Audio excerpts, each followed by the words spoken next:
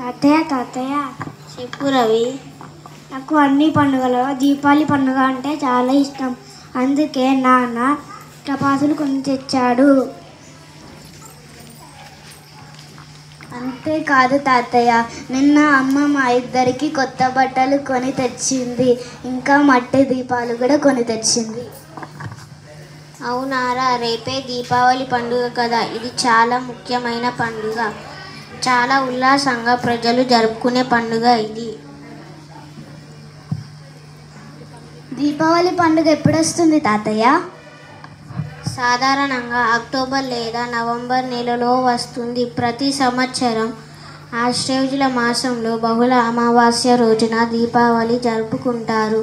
ఇది 2 రోజుల పండుగ. దీపావళికి ముందు రోజున నరక చతుర్దశి అని పిలుస్తారు. తాతయ్య దీపావళి పండుగ ఎందుకు జరుపుకుంటారు? నాయన రవి, పూర్వం నరకుడు అనే రాక్షసుడు, పేరు గల రాక్షసుడు ఉండేవాడు. అతడు ప్రజలను హింసించేవాడు. అందుకే శ్రీకృష్ణుడు సత్యభామతో కలిసి యుద్ధం చేసి చంపేశాడు.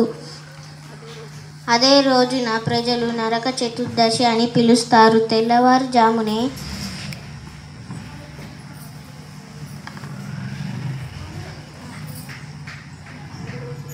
తాతయ్య, ఈ పండుగ రోజున ప్రజలు ఏం చేస్తారు?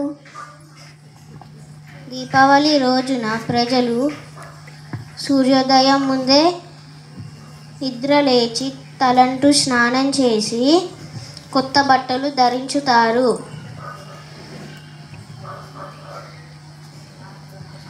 గుడికి వెళ్ళి దైవాన్ని పూజిస్తారు. కొంతమంది లక్ష్మీదేవిని పూజిస్తారు. సాయంత్రం కాగానే టపాసులు కాలుస్తారు.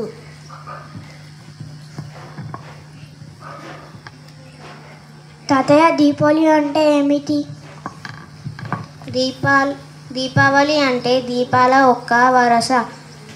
దీపావళి రోజున రాత్రి దీపాలు ఇంటి ముందు గోడ మీద అలంకరిస్తారు. తాతయ్య, టపాసులు కాల్చే ముందు ఎలాంటి జాగ్రత్తలు తీసుకోవాలి? చాలా మంచి ప్రశ్న అడిగావమ్మా. టపాసులు కాల్చే ముందు కొన్ని జాగ్రత్తలు తీసుకోవాలి. ముందుగా నూలు బట్టలు ధరించాలి. టైట్గా ఉన్న బట్టలు వేసుకోవద్దు. టపాసులు దూరం నుంచి కాల్వాలి.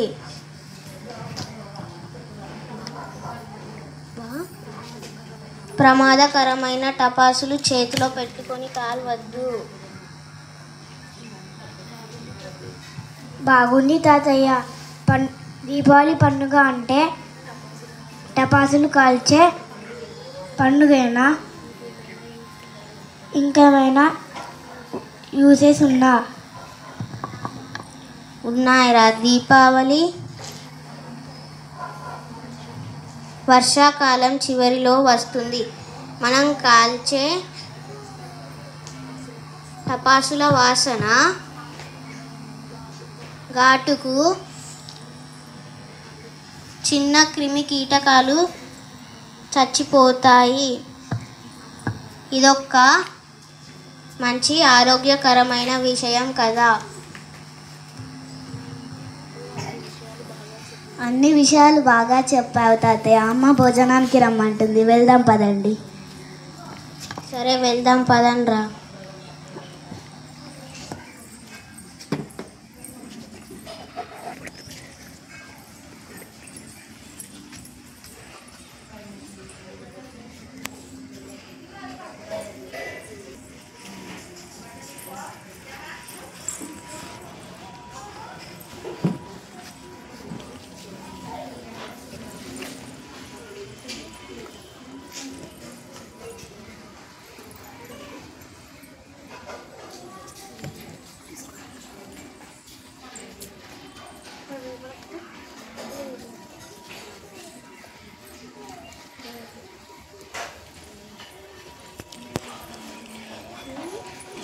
Happy Diwali!